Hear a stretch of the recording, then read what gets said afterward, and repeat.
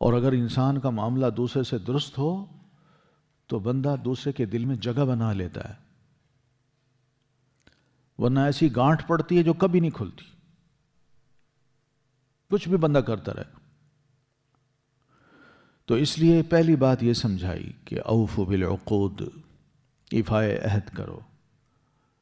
ایفائے عہد بھی اور ایفائے عقد بھی، ٹھیک ہے۔ اب دیکھیں نا، اتنی سی بات ہے چھوٹی سی، اس پہ عمل ہو جائے تو ہماری تجارت کے بے شمار جو کام ہیں وہ درست ہو جائیں۔ ایک بندے کو میں کوئی شے دکھاتا ہوں کہ یہ کوالٹی ہے،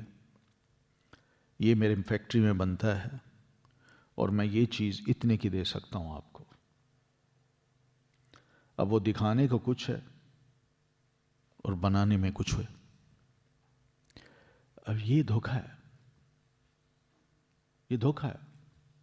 کہ انسان دکھائے کچھ اور دوسرے کو تسلی دلا دے اور اپنے ریٹس بھی اپنی مرضی کے مطابق لے لے، اور پھر جب اس کو بنا کے دے تھرڈ کلاس کا مال بنا دے۔ یہ سب چیزیں جو ہمارا لین دین ہے، جس قسم کی ہماری گفتگو ہوتی ہے، اگر اس میں کوئی وعدہ ہم نے بیچ میں شامل کر لیا ہے تو اللہ فرماتے ہیں اس کو اب پورا کرو، کچھ بھی ہو جائے، نقصان تمہارا ہوتا ہو،